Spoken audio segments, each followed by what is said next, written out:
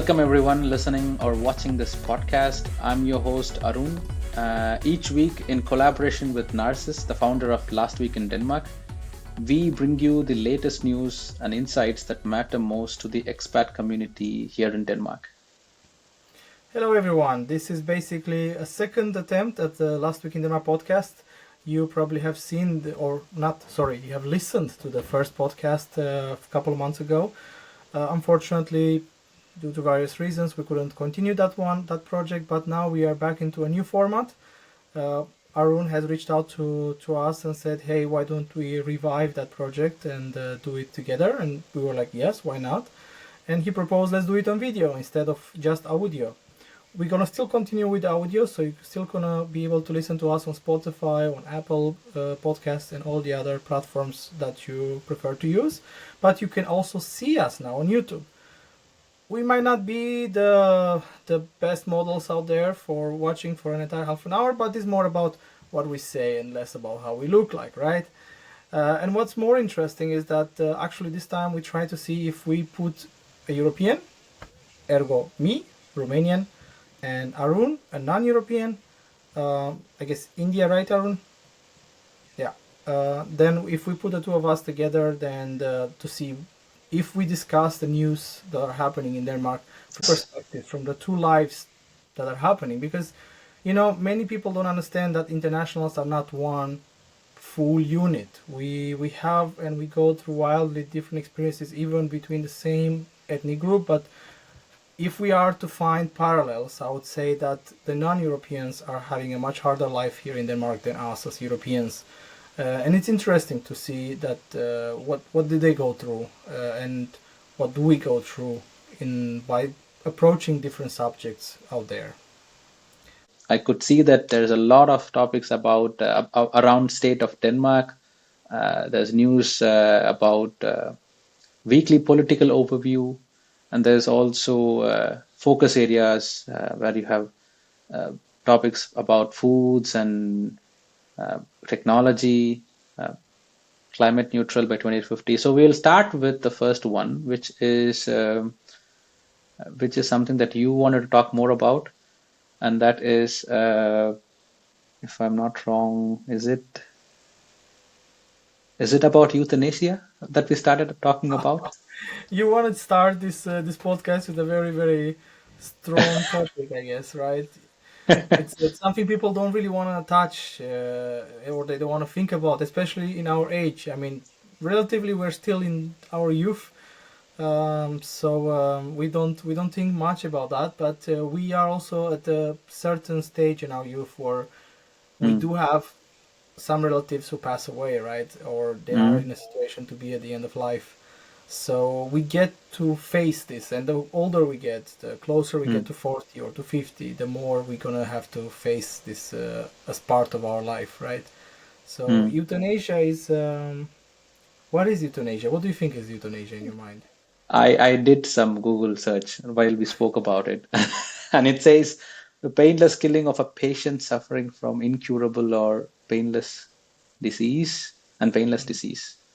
And it is actually illegal in most countries. So how is this legal in Denmark, or It's why not yet suddenly this legal. topic is Denmark? Ah, okay. So it's not It's legal. not yet legal. Actually, the Ethics Council in Denmark, which is a very big and very highly respected council, has said we should not do this.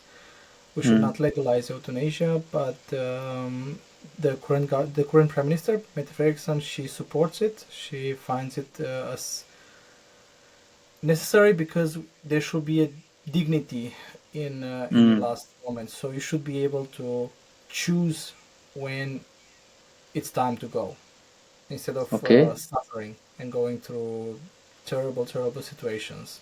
So it's a question about allowing allowing the state to let. It's a question of liberty, to be honest. Should people be allowed to decide that they want to die, and who should be responsible for the death? Should it be the state? So should it be the doctor that comes and makes the injection? Should they just give some pills to the patient, and the patient has to take them themselves, or should a relative come and do it for them? So that's the question, right? So, but people are afraid to allow or to open such a discussion where the government can regulate how you die. Right now, the only way you can legally die is by natural causes or if someone Mm, illegally kills you, right? mm. So I'm a bit right now, curious it's a challenge of because natural. yeah, yeah.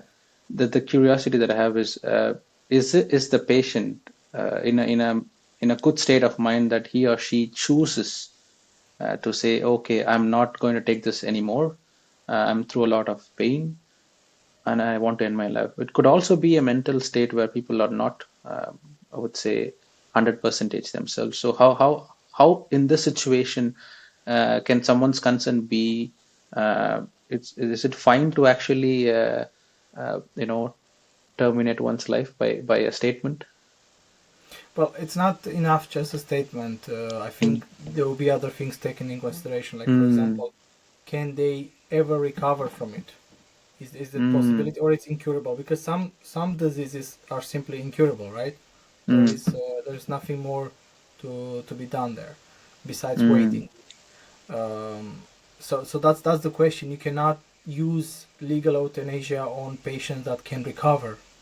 So this Mm. cannot be used as a way to suicide. I know a lot of people are now call it state-assisted suicide, which is a sad way Okay. because people who are against it obviously they're going to find ways to portray it in a negative way. So now they're Mm. trying to call it not legal euthanasia because it's a difficult word and most people don't know it, and Mm. simply call it state-assisted suicide, Mm. which is it's a bit unfair to call it in that way because you cannot call suicide something that you know is going to happen. It's just a matter of is it today or is it in 2 weeks from now. Mm. That's the question, right? So I this is a talk show, right? So it's not a political talk show. We're not going to take sides. We're just Yeah. going to say, yeah, the government would like it to happen. There's a lot of resistance to it. There's a huge network of celebrities and Mm. health professionals who are against it, Mm. who are afraid that this can people can misuse it. Then can they can Mm. misuse it as a way to suicide. Mm. So it's a difficult question, and it's not easy to be covered in a little bit of time. I But could imagine. it's a Yeah. question of would you like to have that option, Arun? If you Mm. are having incurable disease, would you like to have the option to have a dignified death, or would you prefer to go through the most excruciating situations and maybe not the most dignifying situation? I would choose the one which is dignified, obviously. Yeah, because yeah, at least that is how I feel. My gut says I lived enough. I've lived a life worth living, and then when it is time to go, I think I will choose the one which is dignified, in my opinion. So And that's the whole approach in here because I I get mean it. in most countries it is illegal, fair enough, but there is still Mm. countries where it is legal, like for example Mm. Mm. Netherlands. Okay. So I'm not sure about US or the big countries to be honest outside of Mm. Europe, but what about India? Do you know by any chance if this is legal? I don't think so. It's not legal yet. And of course, there's a lot of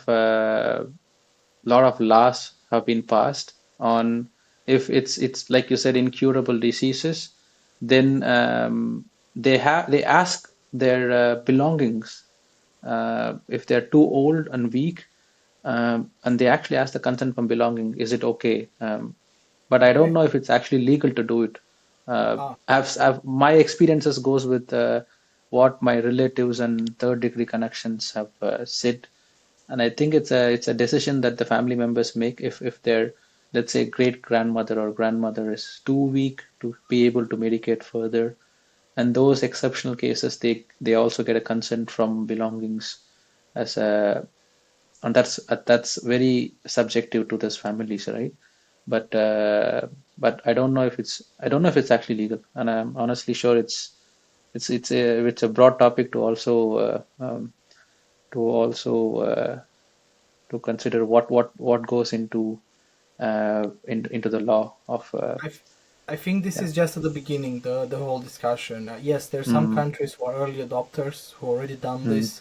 There's other countries who are on their way. mm, And I think there will be a lot of pushback as well from the conservatives or from people who say like life is sacred, humans should not mm, have the right to decide on life. Because I think many people are using this argument actually, saying life is mm, sacred, there is some mm, sort of spirit behind, and mm, we should allow only higher beings to decide, mm, not us. So humans should not mm, decide about other humans' life. That's kind of mm, so. That's why many people are against it, not necessarily because mm, of political reasons, but mainly, actually, mm, to be honest, actually because of religious reasons. Uh, mm. but I Yeah. think we covered enough this legal Yeah. euthanasia. You know how it goes, because right now what I can tell you is going to be a battle in Denmark between the Mm, anti side and between the ones who want to pass it. So we will mm. be talking about this in the next many weeks for sure. Okay. Again, Cool. what else? Let's uh, What's let's let's jump into a political agreement from 2006 about the retirement age increase. ooh, Let's talk about it. another one. Yeah. Another tough one. We go from the dignified way of dying to dignified way of retirement. Unfortunately, Arun, it doesn't look very good for us. I looked at the website.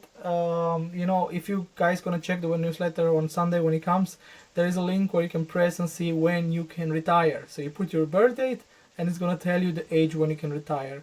Uh, Seriously? yeah, just Is there check a on link? the Danish Okay. economy and you'll find it.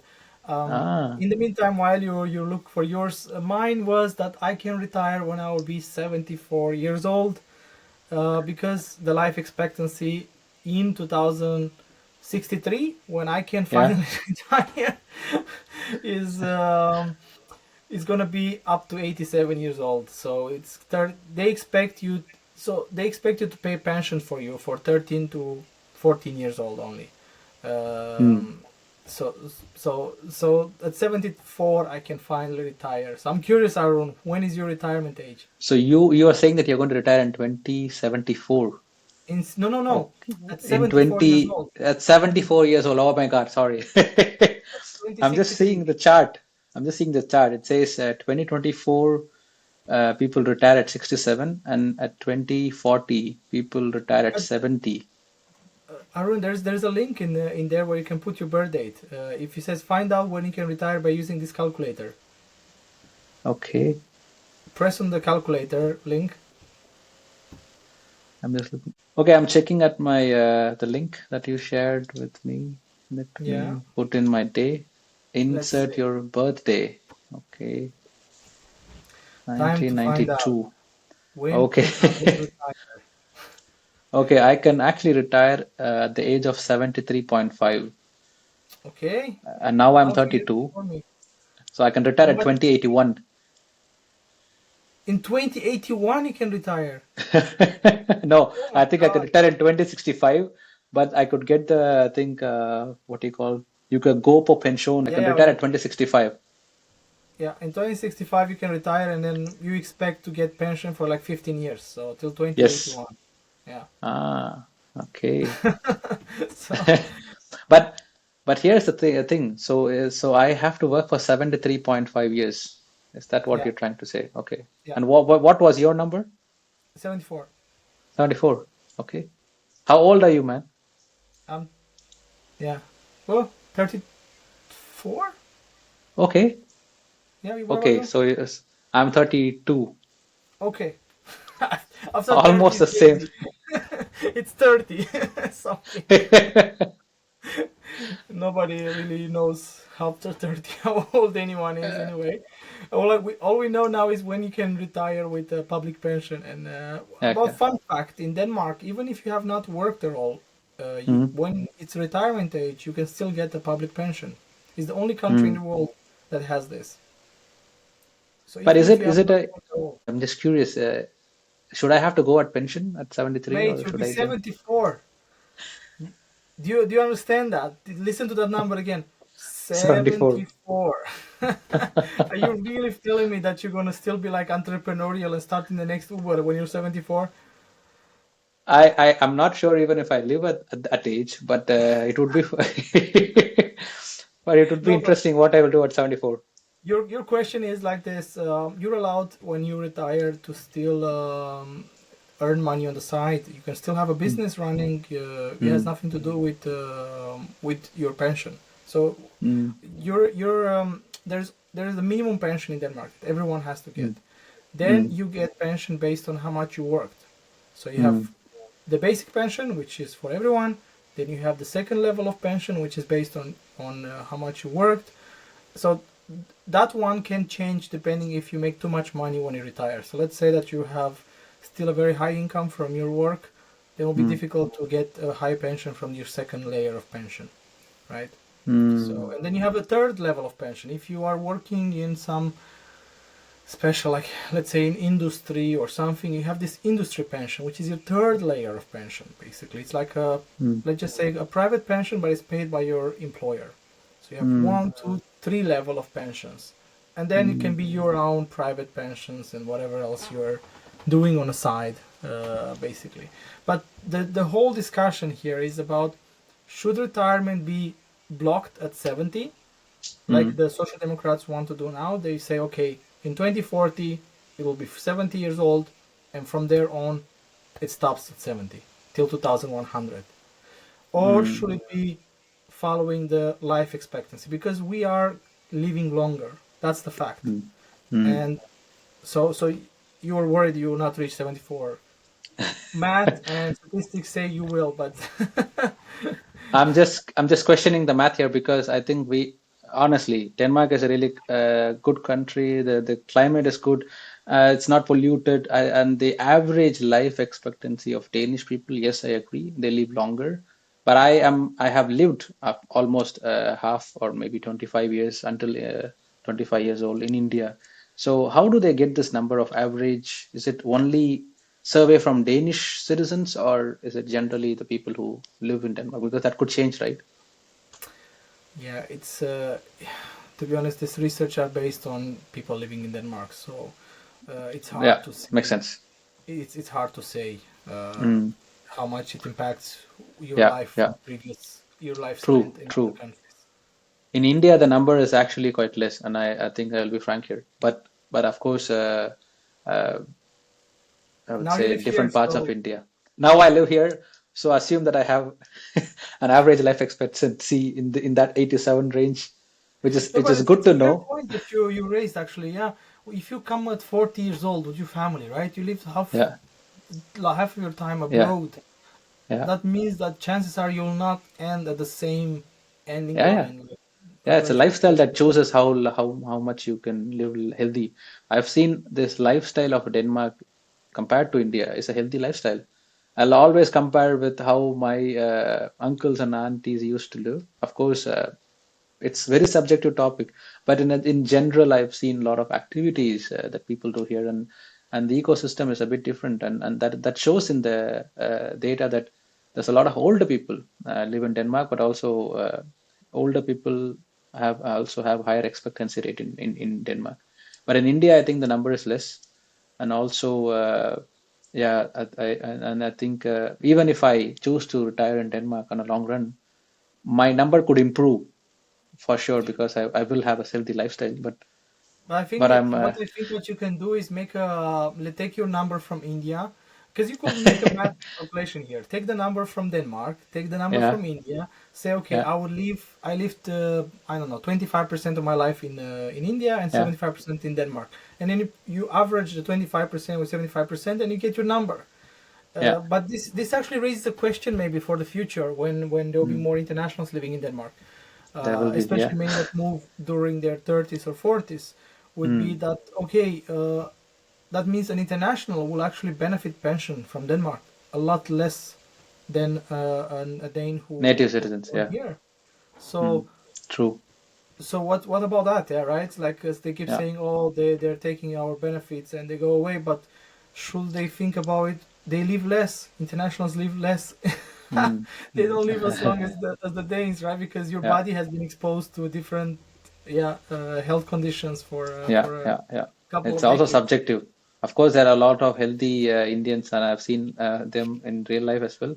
But as the statistics goes, by the statistics, I think it's comparatively lesser on the average Indian Yeah, because there's a but lot of we when we talk Yeah, public economy, we only talk about statistics. We don't talk about statistics. Yeah, exceptional cases where yeah, people exactly. Yeah, because yeah. you don't make political decisions on the situation of Johnny and Maria who lived till 130 and they play tennis all their life and they eaten on the apples. Now, every Okay. politician, every public economist, they only look at numbers, and you are Mm, numbers. Yeah, sad to say, yeah. we are numbers. Uh, what are the numbers saying? So that's how you can make discussions on Mm, making mm, changes or designing mm, societies, right? You can only mm, look at mm. statistics. That's I know many people hated statistics probably in university or high school, depending if you had statistics in high school, but they're a lot more important than you imagine, to be honest. They Okay. kind of read the future and tell us about the past a lot. But also, as an expert, I go into the statistics Denmark page and I get a lot of insights, things that I am completely ignorant about. And it makes a lot of sense to me, even though the numbers reflect 2022 or 2023 maximum, but it kind Takes of gives an time. idea, right? It takes time, but it's also like giving a high level information about how many expats live in Denmark and average income, a lot of these topics, everything that you want to know. I would say it's I'm a bit.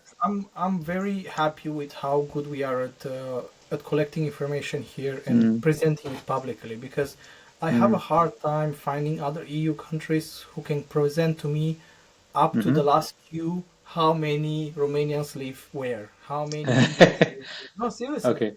How it's do you not compare something data statistics with find. Denmark and other countries? That is it fine enough that you have a lot of information about indbyggeri, what is it? In immigrants? Yeah, I wouldn't call them immigrants. I don't like that word. I would just say that's how international. it's a good. Yeah, internationals. Yeah, yeah. According to that graph, it's labeled as immigrants due to work, immigrants due to asylum, Yeah. and then there are different classifications. But it paints an overview of where people come from, and everything is like live. But yeah, with a quarter or a half yearly delay, I would say the latest data was actually 2023-ish, and also about By now, we jobs should and have Q1 2024. yeah, first quarter of 2024. Yes, Yeah, you're right. should have the Mm, Q1 for 2024. So yeah, I yeah, think it's fine enough to be honest, and I like that. It gives me a very yeah. good picture of what's the situation with, for example, my Mm, own community in Denmark and mm, where are they coming and what are mm, they doing and so mm. on. But as I said, now Good. the discussion further on will be about what should be. Should Mm, we freeze retirement age at 70 or should we allow it to follow expectancy age? And mm, that's the question here. The government wants to freeze it, but many economists have come and said, well, if you freeze it, it's going to cost 40 billion kronas a year. okay. Why? Because the ratio of elderly compared to working people will be much, much higher, and that will only increase with every decade. And the number of Mm. children born is lower with every decade. So Ah. simply there's too few people working to pay for the pensions of people living in 2060 or 2050, right? Going on retirement on 2050, 2060. Simply the number of people getting pension is too high. It's a huge burden Mm, for the state, right? So, mm, so I understand why they want to freeze the 70 because people will start losing trust in. Okay, should I even bother to pay pension in Denmark if 74 sounds horribly long and horribly mm, far, right? So that's why I understand the government's thinking, but also I understand that the reason why they made this agreement in 2006 was that they had to find a solution to the pension crisis. There was a huge mm, debate 10 years ago about pension crisis in Europe. Many countries will be simply defaulting on it by mm, 2040, roughly around there. So Denmark actually among the few countries in Europe who found a solution to it. Simply, you live longer, then you retire later. mm. Simple as Contribute that. more. Yeah. It's a good model or not. I mean, I still cannot imagine a 74-year-old, I don't know, a nurse Mm. making an injection, right? That Oh, can yeah. really backfire. So I don't Mm, know. I mean, some of us, I'm a consultant, right? I can do my work till I'm 74, no problem. But mm, if I am going on the factory line and I mm, beat the thing, I will not be able to beat as hard when I'm 74, right? mm. Uh, and many That, other situations. I think there's jobs that simply either we, I think a more fair. more fair way to look at it, just a personal mm, opinion, would be to differentiate between the work you do.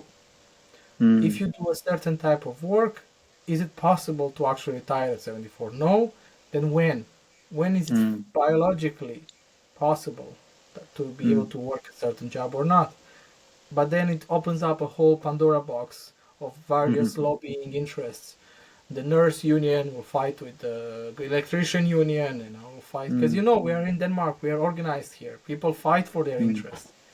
Um, But I'm curious to know what sort of jobs will be in the future. For example, as a start point, even in India, IT is booming, and it is still in India. IT is booming, but there's also certain age groups which are thriving in IT. For example, a graduate, and then until the age of 35, he owns IT, and he has a lot of experience. He gets into a lot of corporate ladder leadership roles, and at a certain point where it is 35, 40ish, then the trend goes back to the youngsters, and they hire youngsters, and they get into those ladders. So there is a threshold for IT, people who thrive in IT. And wow. do you think the same will exist in Denmark, that are you hireable after 50-ish? And what are the jobs that will be available for people at 50 plus in the future? This is again going to be a debate for the countries, because what sort of jobs will the government be able to provide for 60 plus people in the age where technology is like trying to shape? And there's going to be a battle between opportunity versus people having to find jobs. And I think, Arun, the problem here is that India can afford to exchange people again and mm, again because you have a lot of young people, a lot of yeah. cohorts of young people. We don't Mm, have that luxury in Denmark. I think mm, mm, in Denmark you see more often government and municipalities asking elderly people to come back to work or saying, please stay mm. a few longer, a few more years. We That don't is have true. room to replace Mm, you. So I wouldn't say we have this situation where we can simply, yeah, you're mm, 40 now, now go do something else. We'll take someone new to do your job. I don't see it here, honestly speaking, mm, and I don't. I see here, if you have a job that you know how to do well, then mm. most likely they will want you to stay there until you're 74. That is So actually good. That is actually good to know, because then you at least have a security that you have a job. Government jobs stability in is very India important here. have the stability, but the private companies, I don't think so. It's also a competitive landscape that people always look for fresh ideas and cheap labor force, and then this good combination. Every company wants it. He is cheap to hire, he or she is cheap to hire, but also creative enough to explore new boundaries and come out of those stereotypes. But I have this experience working in India, and the older you get, you also become more insecure. Will I be hireable if I go to another company? So I will stay with this company as long as I wish to. And Okay, yeah, I've seen this in many but now you've people been in that I met. Denmark and here you don't have to go through such. That is a nice question. I actually think, like, I had this conversation with my mom many months ago. My mom always wanted me to work in a government job, because government job in India is the most secure job you can ever find. You can retire in a government job, you get good benefits, pension, just like the Danish promises.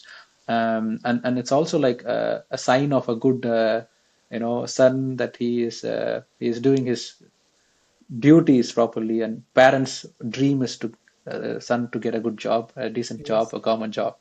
But I don't like working in a government job, because I haven't seen challenges in the jobs that I've applied for.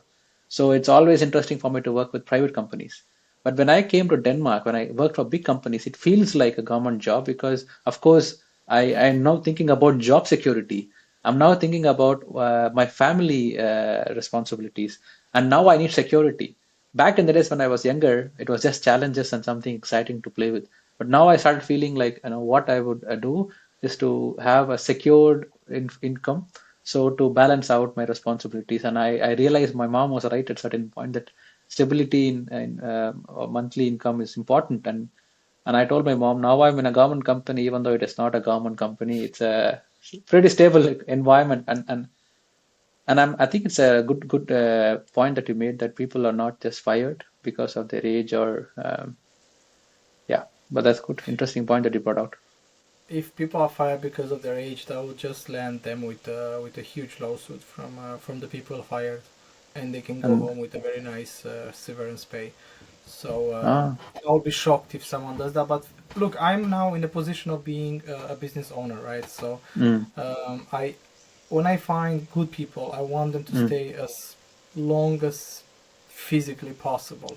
So in Denmark, is more about you losing your best employees to other companies, mm, them searching for better opportunities out there. So there's two perspectives here. Me as a business owner, I want you to stay as long as possible. You as an mm, employee will want to move away after 3 years mm, to a different job so your salary can keep increasing faster. mm, mm, So in Denmark, I will actually encourage you that, again, now I am taking the side of the employees.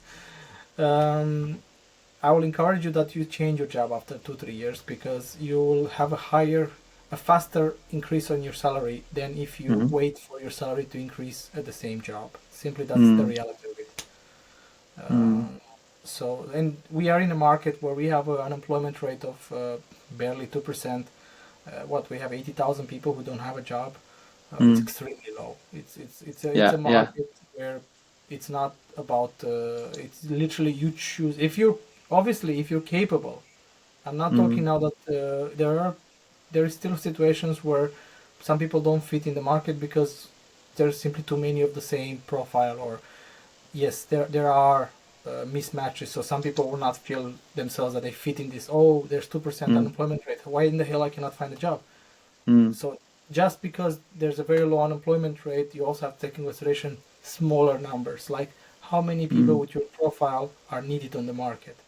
Is it already mm, oversaturated? Is it good number? Because if you're a nurse, people will be like beating at the door and say, "Please come and work for mm, me."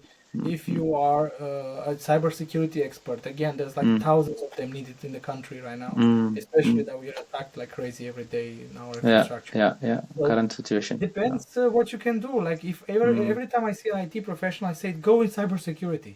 That's your most. If you want to in make a demand hundred job. thousand salary per month, in Mm, 3 years from now, go in mm, cybersecurity. mm. I cannot advise a better. That is true.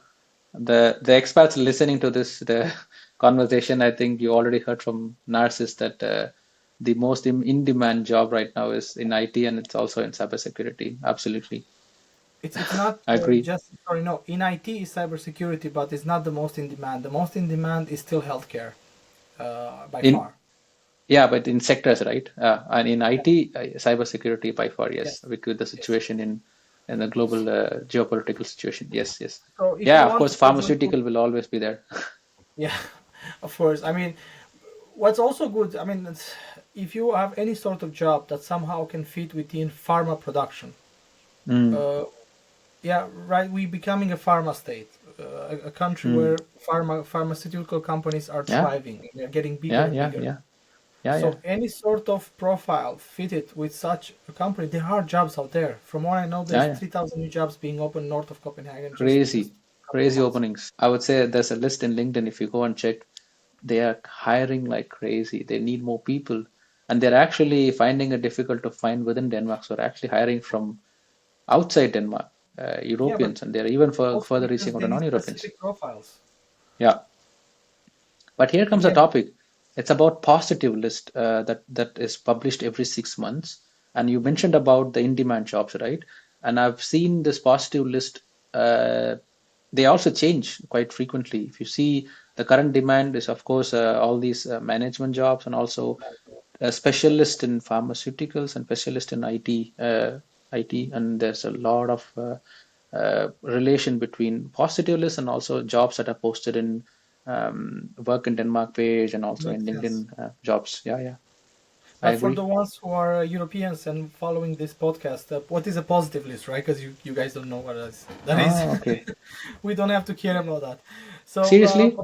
Okay. yeah, Ah, as a Europeans, we have the right to move to Denmark whenever we please, okay. and that's how it is. We don't have to fulfill some requirements. You have extra privileges. I could see that. It's Yeah, that's what I in said. Yes, yeah. yes, we have extra privilege. So as a non-European, unfortunately, you need Yeah, to be able to get a visa to come to Denmark. You need to exactly. fit in one of the many programs that are out there, and one of them is positive list. So if you can Correct. work a certain job that is on Mm. that list, you can actually work it for a lower salary than the minimum required for non-Europeans. Actually, the only minimum salary we have in Denmark is for non-Europeans, which are not on the positive list. So if you're on a positive list, you can get a normal salary that is for the others in the country as well. But if you're not on the Mm. positive list and still want to come here and a company wants to hire you, they have to give you a very extravagant salary of more than 400,000 kronas per year, which, to be honest, for most of us Europeans is a lot of money. We don't get paid that much. Okay, You know? that's interesting topic. I think we should talk about it sometime in the future. I'm Yeah. extra curious about how that works, and maybe we could actually have a podcast by that topic itself. With the interest of time, what do we talk more about, Narcis?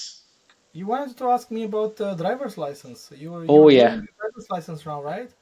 yeah. Let me get to the point. I think after 5.5 years in Denmark, I decided finally to get my driver's license. I'm also I've taking mine right actually now, by the way. Seriously? Okay, why are you? You are a Romanian, and I think you already are part of EU. You still want to get a driver's license? How does it But I work for didn't you? have one. Okay. I never took one in my life, so I am taking my first driving license ever. My God. Okay. Wow. Yeah, That also makes sense that you never depended on driving. Is it because you never thought you would want to drive somewhere, or in general, or you don't I want to never have really own? liked it, so it's a personal choice Okay. there. But I also was able to manage with trains, buses. I've been Trains, all over public Europe with transports. not even flying. So simply by Wow. train Yeah. and bus, I've been all around Europe a few times. But that shows that how connected these cities are with public transports and flights and trains, which is also one of the things that I really inspired. Even that is the same feeling that I had. A lot of people ask me, "You don't have a driver's license?" I said, "When I had a good public transport that goes to my work, and when I have a good flight that could fly to all the tourist destination, I've really haven't had that as my first priority. My first priority was always to get through the permanent residency and language, and these were the numbers that were really important for me For the people who are personally. Europeans, again, this is something you're not used to. Well, I have to remind that. Yes, but that's the fun part of it, right? Remember, permanent residence is the thing that you get automatically after 5 years in Denmark. They actually have to go through a test and Yeah, and be it checked. doesn't come automatically. We have to go to the grind. We have to grind and then finish all the exams that are relevant. And Yeah. for the Europeans listening, again, this is the journey of an expat trying to integrate, and it takes at least 5 6 years on an average to actually get to a stage where he is a permanent resident and he could enjoy some of the benefits that Europeans enjoy in Denmark. And I think it's a challenge a lot of expats face, and I'm making videos to educate people on how I was able to do it. And feel free to check out with also a lot of expat stories that Narcis is also publishing in his weekly newsletters about how you could educate yourself and try to thrive in this economy. But getting back to this driver's license, Narcis, Yes. I'm surprised that you are trying for driving license. My story is a bit different. I have an Indian driving license. I've Okay. seen people in my company exchange licenses. Like, so they had a Canadian license. They gave the Canadian license. They got the Danish license. Nothing, just a one-day process.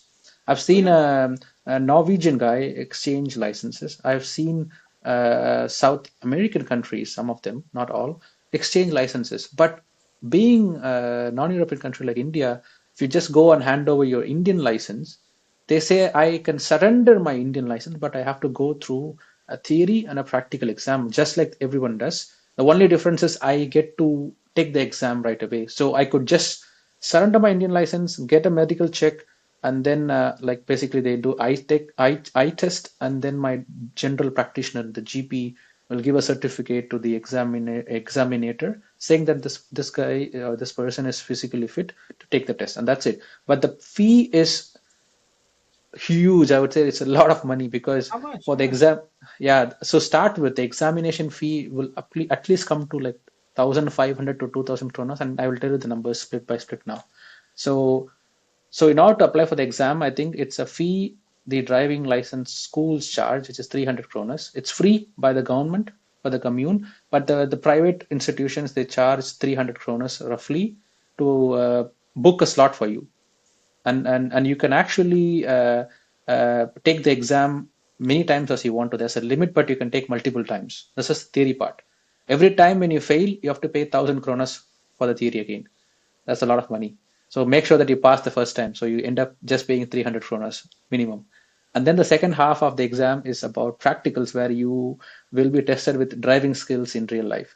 And for the fee part, so since I understand some Danish, but I wanted to still have an English person to give me instructions, there is a translator fee. There is a fee for renting or loaning the car for a couple of hours for the driving test, and then there is a fee for the exam. So you put together, you will sum up around 2,000 kronas for one exam. And this exam fee is just 2,300 kronas without taking any classes. Now, when we talk about classes, this is where it gets really interesting, because if you haven't really driven before, or if you don't have any licenses, you end up at least paying 15,000 Danish kronas for one person getting a license. Yeah, And if that's what you are, I'm paying. if you, that's a lot of money. That's what I'm paying, Aaron. I mean that it's so there's not special prices for non-Europeans. To be honest, that's what everyone pays. but but Europeans, Danish, everyone pays the same. Yeah, but if you could drive, but you still pay, that's my pain, because I know how to drive, but I drive in the completely other side.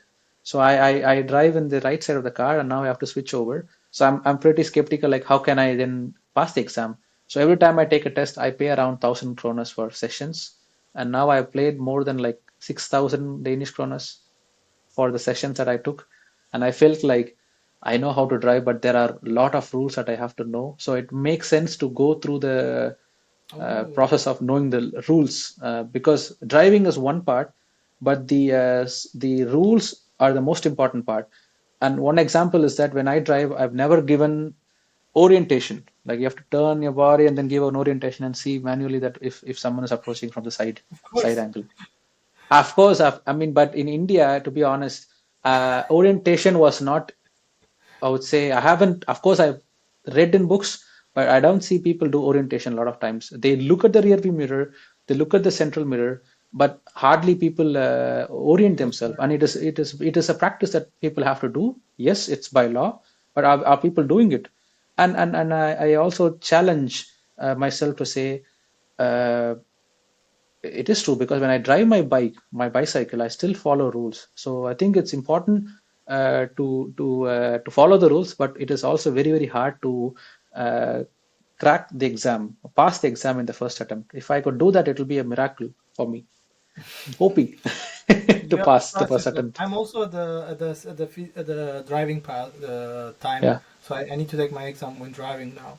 I passed already the Okay. theory, Oh, so yeah, pass what I theory. Cool. Congratulations. yeah, yeah, thanks. But my luck was that I was supposed to go and take first theory exam, and then Okay. he said to me, "Well, you need to have some documents with you," because I simply went there and said, "I'm ready to take my exam. It's on this hour at this time." No, no, Yeah. no. You need to have your application, your Yeah. driving book. What is that? I Yeah. don't have Yeah. that. My driving instructor has that. Go talk to him. And they were like, "No, no, no. You cannot take the exam." Okay, whatever. And then while I was waiting to be reprogrammed to take it again, they changed the law and they allowed to take it on the computers without having to listen Yeah. to some person talking. I was like, Yeah. oh my god, thank God for that, because I cannot listen to that, because they were hiring some people with very Mm. questionable English level. They were trying some English from their own perspective, so I had to listen to them and pretend I understand while I choose the right version in 5 seconds. And I was like, someone was looking out for me. For me to pass, the law has to be changed. So Mm. they changed it. Now you can just look at the computer screen. You have written text. Inshallah. That's a great. I actually liked I like the enthusiasm that you showed actually. One of my friend took the theory exam in an analog way, and then Mm. I took the exam in a digital way, where now I have only screens with touch. So I have to touch the screen, and I took the exam. I spent 25 less than 25 minutes. And I was closing my eyes. No, no, I'm going to fail. I don't know. I don't want to see myself, embarrass myself in front of the screen. But luckily I passed. And then I know the result now. And then I left happily because in couple of months before, the exam used to be where you get the notice from the commune few hours later. But now you see the result as soon as you finish the exam. Exactly. So It is you don't have to. embarrassing, but it's also happier if you pass. Exactly. And now, funny enough, I was thinking about taking my driving test also on an automatic car because it's a lot easier. As you Oh, said, yeah.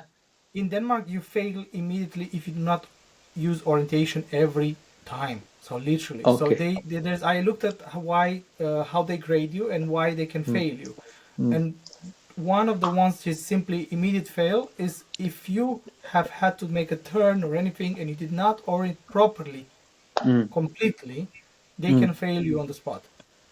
My God. So orientation is the highest importance. So I realized for me to be able to do everything and change the gear and everything, it'll be too much, too fast.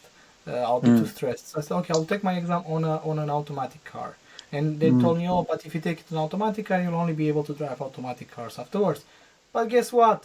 The law has changed. So now you can also, even if you take it an automatic car, as long as you have done at least 7 hours of driving lessons on a manual car, you can Mm. still drive both types afterwards. So you That's see, great news. somehow my journey as taking a driving license has been. I'm not saying I have influence over legislation in this country, You have. but somehow, Or maybe see they see the frustration that people have and they thought, okay, let me relax a bit. I think it's fair from your point that manual transmission, you find a lot of cars these days with automatic transmission cars, and especially women prefer automatic cars. Even in India, a lot of women, when they buy their first car, they buy gearless cars, and it's also less hassle with traffic. You just keep on changing first and second gears constantly. It's a transitional thing, right? And I think it's good that the government decided to ease this, relax this, I would say. But to be honest, more and more people buy electric cars, and all electric yeah, cars are automatic.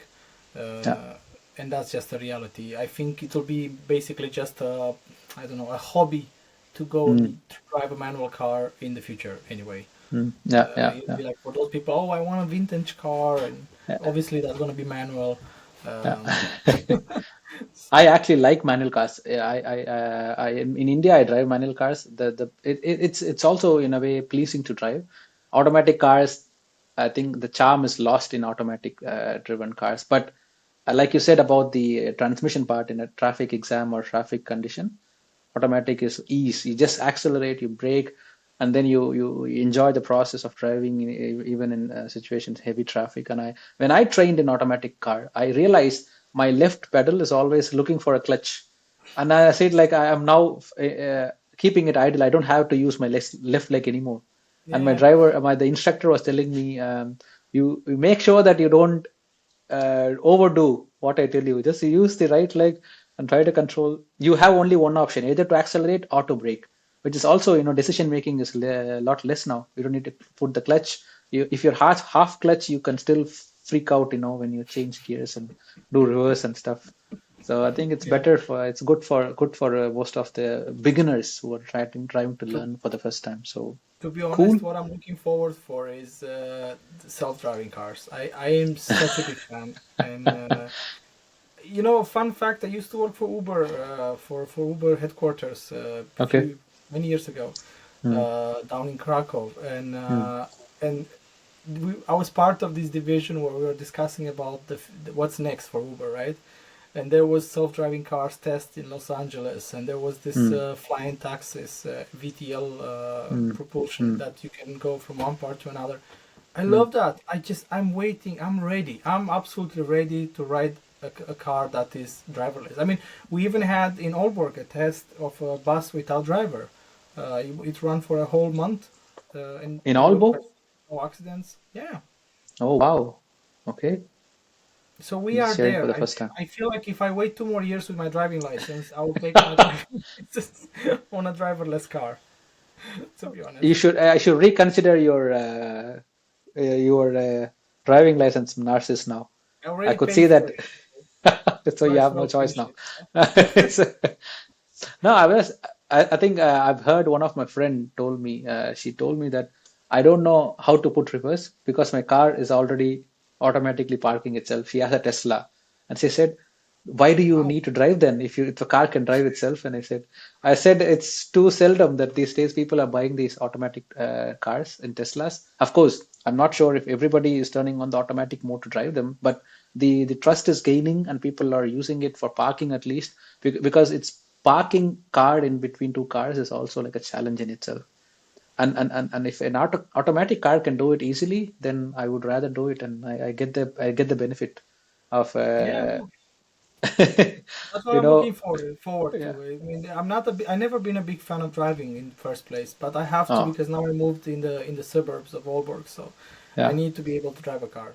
You should drive long distances. Have you tried traveling with someone on a car, like a Yeah, of course. I mean, co-passenger? imagine Yeah. we as Eastern Europeans, we have to go at least once per year home, and that's 2,000 kilometers away somewhere. Yeah, I'm just surprised. How didn't you end up buying a license? Because I think it's one of the mandatory things that we people in India think to have is a driving license because then it's a craze for bikes. In India, it's a craze for bikes, mopeds, all these scooters and two-wheelers, racing cars. It's a very craze.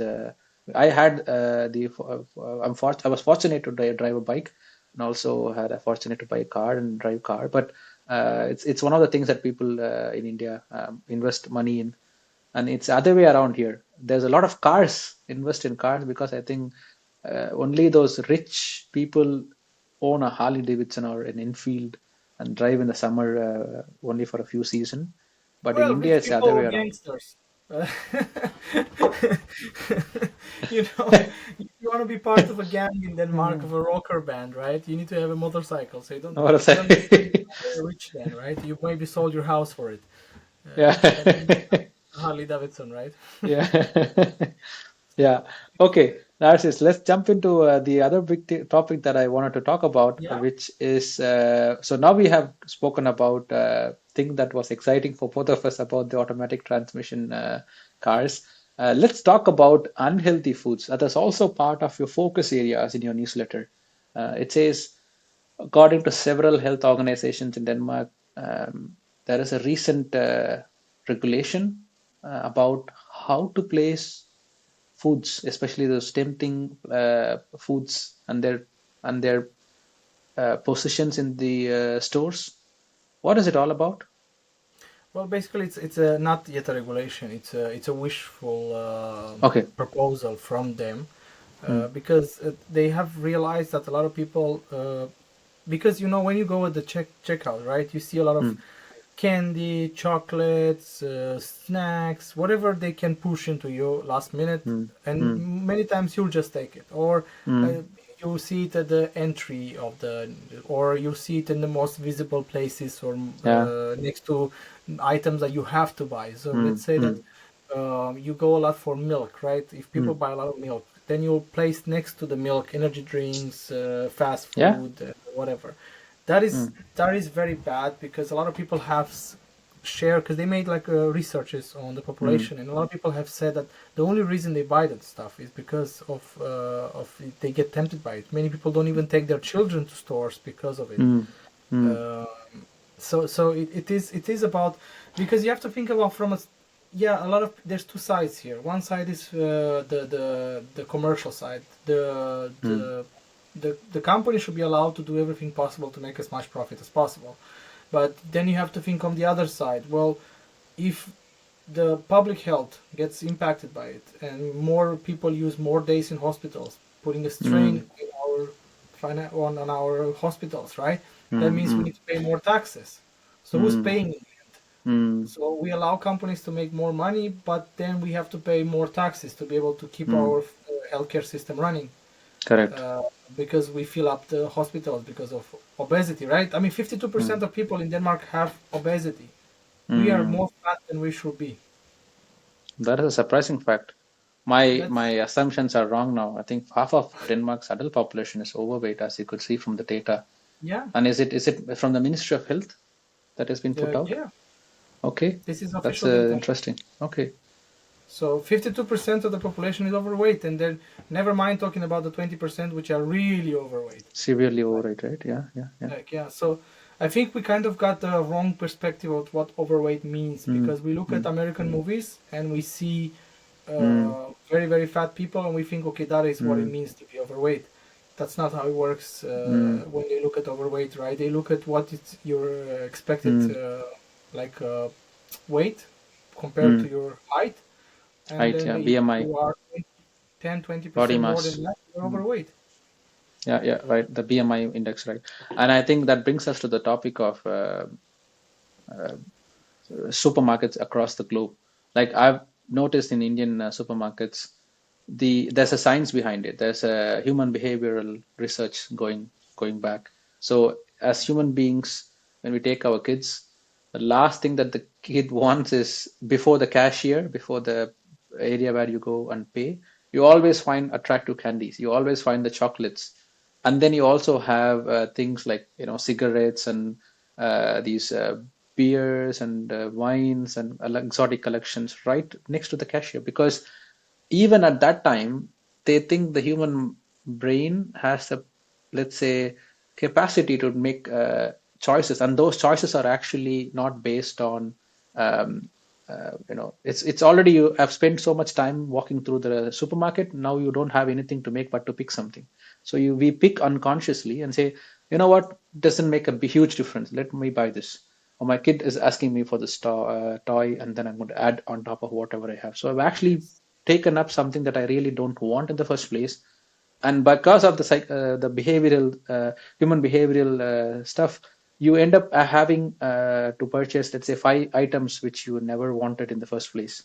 And it's always the case. So not just kids, but it's also adults behavior. So I Yes. went the other day, I went for buying meat, I went for buying hummus, I went for buying rye bread. You know what I actually came up with? Apart from whatever I have bought, I actually took the really good looking feastable chocolates that was right next to the cashier. There's also this protein bar which says 20% protein, but it's actually 16% in protein, but the remaining is also sugar plus a lot of preservatives. And then I also took the canned juice, which is not actually an extract from fruit, but you see the choices that I made. Even though I think that I'm making a healthy choice, it's also my behavior that is shaped with the surrounding that I see. And it's not just one supermarket; it's almost all the supermarkets. So yeah, you're right. In one way, human beings, with these choices that we make every day, we become, let's say, less healthier. On a long run, the ministry has every right to say that this is going to be a national problem when people become more It is an overweight epidemic. and epidemic, We right? have an obesity Yeah. epidemic in Denmark. Mm, mm, That's bad. That's bad because mm, it is proven that people with higher fat content simply are more sick and higher mm. chance to develop chronic diseases, and is more likely to use the healthcare system Yeah, more yeah. often. That's Diabetes, not for fair, example, right? Yeah. right? You know Like if you the make healthy diabetes choices all the capital of time. the world? Sorry, You know diabetes capital of the world? People with more number of diabetes where? in US. That's a huge market. The second most market is actually India, growing population, growing Oh, diabetes concerns. Yeah, yeah. And I think okay. Denmark knows this. So they are actually concerned because I think seen from a Danish population perspective, the majority of the Danish population is workforce, in the workforce. So there's no Yes. one to replace, right? And that's also something that countries with less population care about.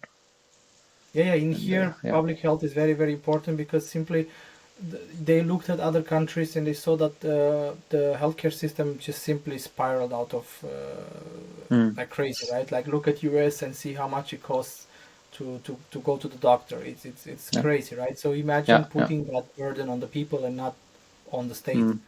because the Mm. state will be forced to make choices in the future. Okay, Mm. we can't afford this anymore. What do we Mm. do now, Mm. Mm. right? So and then it's Agree. unfair that because a lot of people make bad choices, then the ones who don't make bad choices have to end up paying for healthcare, even though Mm. they even though they only use it maybe once in their lifetime. Mm. Mm. True. So it's because I use it often ever since I have a child, right? We Mm. go with every little sign straight to the doctor. I mean, that's how it is. You don't want to risk it, right? Yeah, Imagine if I yeah, had to pay every time I went to the doctor. yeah, yeah, yeah. That would be a huge burden on It is. a new family, right? So I agree. I feel like okay, I understand freedom of commerce, and I understand that and nobody says to ban these things. You Mm. just don't put them in places where people. So if I go to buy chips, I will find them. God, if Yeah, I, they're hiding now cigarettes, right? But if you want them, you'll still ask for them at the reception. Give me yeah. cigarettes. And they Straightforward, are right? right next to the cashier, so they didn't want to spend more time searching in the last row. It's probably lying behind besides them. So cigarette is not a choice that they have to spend more time. I think it's like you said, the water is not at a visible point, but the fresh the juices, the canned juices and the prime juices, they're all lying close to the Yeah. path, so it's also visible in front of people. And yeah, I think it's a corporate thing. But I think yes, so if supermarkets will be more because right now it's not a regulation yet, and there will be a mm, huge fight in the future between the interest of the companies and the mm, interest of the state. So right now the question is the companies can actually show some steps that they can mm, do better. Like I already see that they putting fruits at the entrance. This is new for a mm, couple of mm. years only. That Ah, wasn't the case in the past, right? So now every time you probably have got used to it, but now when you enter a supermarket, you should be seeing fruits first. that's good. Technically, most of them. I'm not sure if everyone respects this, but Mm, there's a unwritten convention. It's not a rule by the mm, state, but it's mm, between themselves. They've taken a mm, decision that they need to act more mm, in a more healthy way. So they put mm, actually fruits at the entrance. So you shouldn't see anything else besides fruits. mm, Unfortunately, some of them are kind of stealing the wave because now they started to put literally at the entrance a few other, let's just say, shelves, and you wake up with mm, all sorts of offers in those shelves and various mm, products, which can also mm, be unhealthy foods. So some of mm, them are still not really fully respecting it, but there mm, is there is steps in the right direction, right? But more mm, could be done, right? Like you said yourself, what if we use this human behavior psychology to actually get people to use more healthy choices, mm, mm, right? mm. Because as far as I know, healthy options are not necessarily cheaper than unhealthy options. That is So exactly rightly they're pointed still out. It's making also money. more revenue business. Yeah, yeah, yeah. We can make more revenue out of healthy choices also. That So is why the absolutely hell they're true. not pushing more of Yeah, that? yeah, yeah, So yeah, yeah, to yeah. be honest, That's I a would good even point. ban water in supermarkets. I find it disgusting that I can buy Why? water. I mean, water you have it at your tap, right?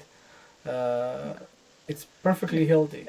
Yeah, from coming from an non-European country or country in India, I can't imagine to drink water from the tap. I first few months when I landed in Denmark, I really doubted. Everybody says to drink water from the tap. Is it really that clean? And I questioned a lot of stuff. But I've actually noticed it's a good thing that the country is able to supply consumable, drinkable water in the taps. That is very good news.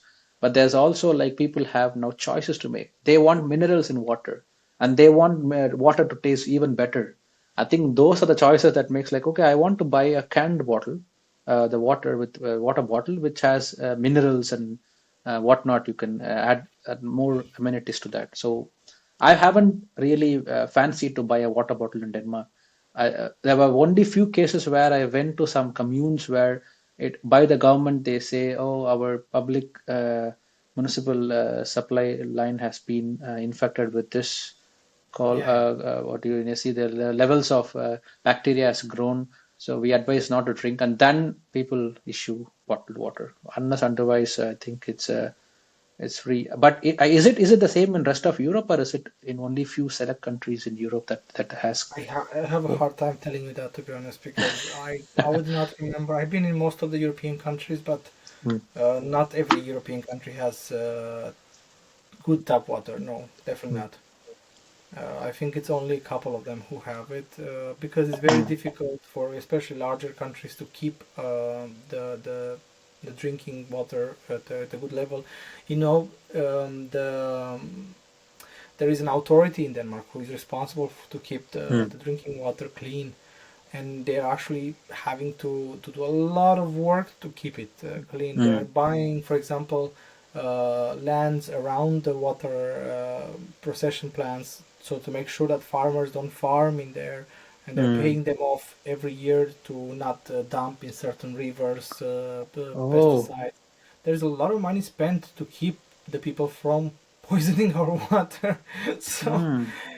it's a lot of work behind it. Like we take And it for also really granted. good initiative. Yeah, yeah. Clean water, tap water, yay! I'm so happy for it. But out there, there is, you know, that actually around every, let's just say, water work, because that's how it's Hmm. called, right? Hmm. Um, every water work is owned by its users.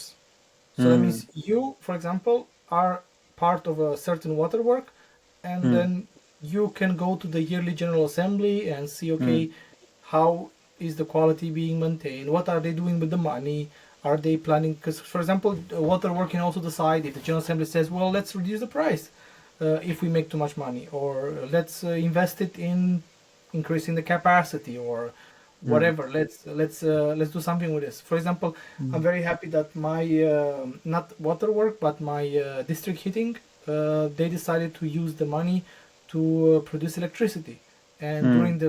high during those year when it was very expensive the electricity, they sold the electricity and they made a lot of money. So that meant that I Hmm. had a whole quarter where I didn't have to pay for heating, because I was part of a very smart district heating who thought about its customers, and they were using the money. So we as users in Denmark have a lot of power over our utilities, just we never think about it. So if you are Hmm. connected to district heating, if you're connected to water, you are part of a group of influence. So you can go to the yearly general assembly and see what's happening out there. Hmm.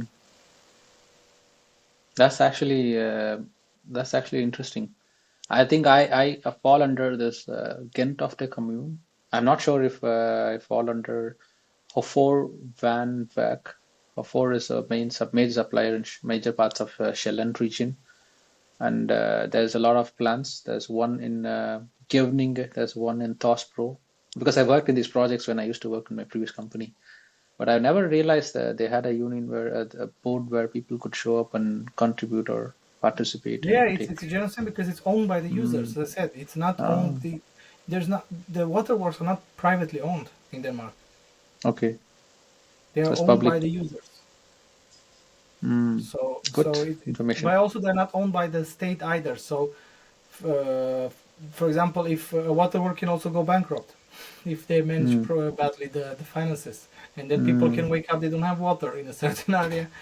Mm. Uh, it's a model where the state doesn't want to get involved, but they don't want to Mm. let private companies take over Take monopolize over. water. So they Monopolize. Yeah. find this is the best model in between. And what do they call this model as? I don't know if there's a name for it, to be honest. Yeah, but it's Public interesting. partnerships, or yeah, I don't Yeah, know. yeah. I will dig These some are, research about it. It's interesting to know. yeah, I thought it was democratically. monopolized by private companies, but it's interesting to see. Maybe I should No, dig there's deep no and study official about it. owner. There's no profits going to someone. They Okay, can come back to the users if something. There is a interesting. lot of such companies in Denmark. They are like Mm. called democratically owned companies. Mm. That's an interesting topic to actually dive deep into in the future sessions. Yeah, yeah. There is like Yeah. insurance companies that you can choose like that Mm. way. There is all Mm. sort. Arla is such a, well, no, Arla is a bit different because it's owned by farmers, and there's a specific Mm. people who are those farmers. Correct, correct, correct. Different. Now I can connect some dots. Yeah, No, cool. but I think Yeah, we covered a lot of topics for yeah. today. I told you, Aaron, you were doubtful about 1 hour, but you can easily get into 1 hour of More podcast. than an hour actually. Yeah. And I know a lot of our listeners got used to that 1 hour format. Okay, Uh, so we but will it's try it out. I think first of all, thank you for signing up with this collaboration. What I actually liked in this interview process or podcast, we were able to share perspectives from different, as you pointed out in the initial part. We are able to point out how different we are, but we also still be able to talk about it and share this knowledge or insights to expats living or trying to move, to get more information, to be more informed about the situation. And I've learned so much from the weekly articles that you've been posting for almost 4 years or more than 4 years. I'm not sure, but so Oh, which is for now sure. interesting to yeah. So which is now growing into a different platform where we actually talk more about or dive deep into such topics, which is an absolute privilege. Narcis, thank you so much for being on the first ever conversation around last week in Denmark. What would you like to say as a closing comments before we end this podcast? As a closing comment, I can say that let's hope this trial run works well, and It will. we can get to see the Last Week in Denmark podcast being alive for well as long as possible. So Yeah. thank you, Arun, for getting involved and bringing it back to life, and hopefully we'll see that the people come back to it. It was quite popular back last year, but and hopefully people will find it interesting once again. So otherwise, thank you so much for listening and watching us, and see you next week, basically. See you next week. Thank you.